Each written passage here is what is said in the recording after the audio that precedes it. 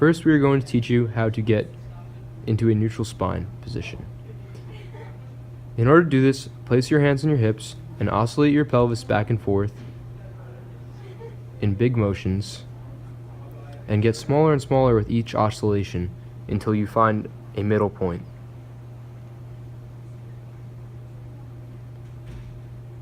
Once you find the middle point, I want you to brace your core by pretending that you're about to be punched in the stomach. You should be trying to tighten up your abdomen region and holding this position.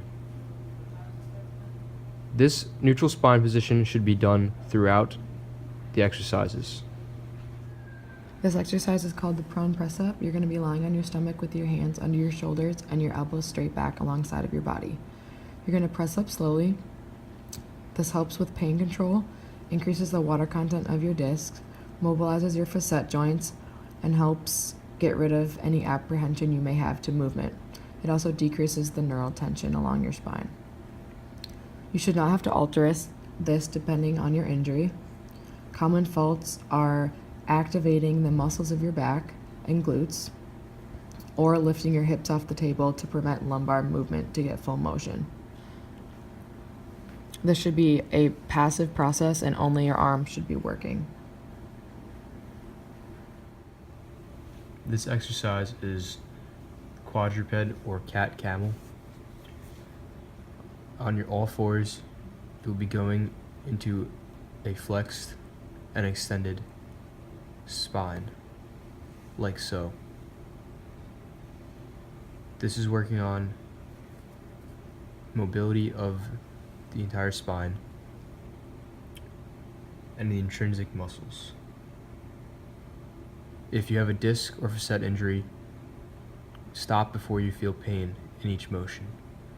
If you have a facet injury, you can go towards one side of your body in order to get increased opening of the facets.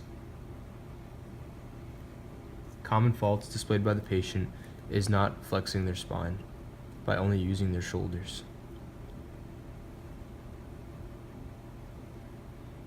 This exercise is bridging. Lying on your back with your knees at about 90 degrees, like so. Lift your hips up off the ground and then lower your hips to the ground for about 4 seconds. This exercise is targeting your core and your glutes. It is clinically applicable because you're working on core stability along with glute stability for a stable base in order for the lumbar spine to function properly.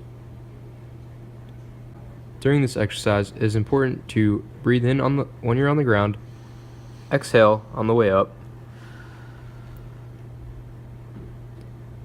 and then breathe when you get back to the ground. This is especially important for a patient with a disc injury in order to limit intrathecal pressure. Some common faults by the patient are using your hamstrings instead of your glutes and core, or bring your knees further than 90 degrees. This exercise is a plank. In a neutral spine, on your forearms and toes, go up into a plank position. Hold this for about 30 seconds. The muscles targeted are the rectus abdominis, the paraspinal muscles, your erectors, and transverse abdominis. These all are your core muscles in order to have a stable spine. This is clinically applicable because you're getting co-contraction of your back stabilizers along with your abdominal stabilizers. This is altered for a disc injury by starting on your knees as opposed to on your toes. This will make it a little easier and take some of the pressure off the spine. Common faults are letting your back sink to the ground or lifting your butt too high. The goal of this exercise is to maintain neutral spine throughout its entirety. You're going to bring your arms up and your hips and knees to a 90-90 position. You're going to lower the opposite arm and opposite leg. This targets your iliopsoas, rectus abdominis, and your paraspinals. This is important for maintaining core stability while moving your limbs into more vulnerable positions. If you have a disc injury, make sure you're only inhaling when in the neutral position. Exhale as you go down and inhale. Common faults displayed are going too fast, not maintaining your core stability or neutral spine, or compensating with the other leg's movement.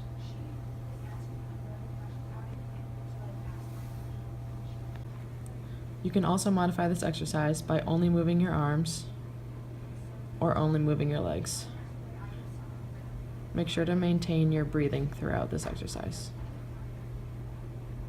This exercise is clamshells. Lie on the floor with your knees to about 90 degrees and your head, spine, butt, and feet in a straight line. If you're having trouble figuring this out, lie up against the wall. Open and close your knees as if you were mimicking the movement of a clamshell. Glute med strength is necessary to prevent compensation or poor body mechanics in order to control movement up and down the kinetic chain in order to create a stable base for the lumbar spine. Glute med strength will also prevent excess motion through the pelvis, which provides stability of lumbar spine during activity. Ensure that you have good breathing techniques throughout this exercise. Common faults displayed by the patient are rotating the pelvis to get increased range of motion, too much hip flexion, or performing the activity too fast.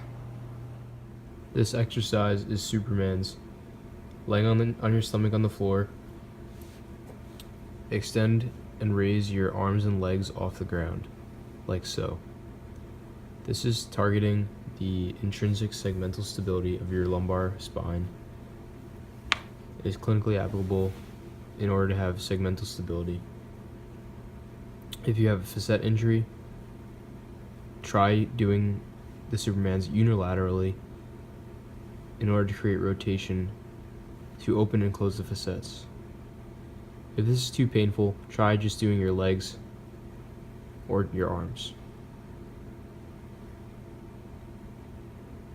Common faults displayed by the patient is compensating by going into hyperextension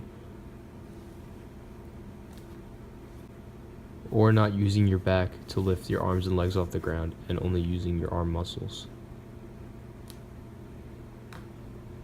If this is continuing to cause pain, try putting a pillow on your stomach to limit the amount of extension in your lumbar spine. This will be good for a facet injury. This next exercise also strengthens the glute med. You're going to place a TheraBand that's provided to you around your mid-thigh and maintain tension in the band throughout the entire activity. As you push your hips backward, maintain your neutral spine. Go into a mini squat and walk forward in a lateral movement. This is important for the same reason, as it's going to prevent compensation or poor mechanics, control movement up and down the kinetic chain, and create a stable base for lumbar movement. It's going to activate your glutes before your extensors and also prevent excess motion through the pelvis. Common faults are going too fast, not maintaining tension in the band throughout the activity, leaning too far forward, not maintaining a squat, and moving your upper body side to side during each step. If you have a disc injury, you can do this exercise without going into as deep of a squat.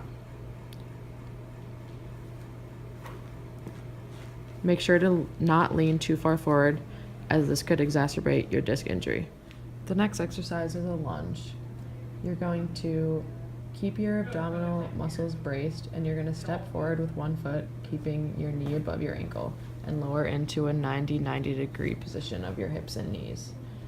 This is going to target your quads, hamstrings, glutes, and core. This is important because your core is going to be stabilized while you're outside your center of gravity, and it's also going to increase co-contraction. If you have a disc injury, we're going to have you start with your feet already apart. And you're going to lower into your lunge from here, continuing to breathe throughout the whole motion. Common faults are putting your knee over your ankle or stepping too far forward.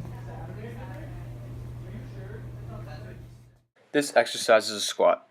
Get into your neutral lumbar position, bring your hips back, and chest up. Squat down for about 4 seconds to about 90 degrees, and then rise up for about 2 seconds. The muscles targeted at the quads, hamstrings, and glutes while maintaining activation of the core, which allows for normal lordotic curve and prevents compensation of pathomechanics. This can be altered for a disc injury by squatting against the wall in order to decrease flexion. This is clinically applicable because it strengthens global muscles while forcing maintenance of core and intrinsic stability, which is necessary for functional movements. Some common faults displayed by the patient are arching the lumbar spine, dropping the chest, or bringing your knees past your toes.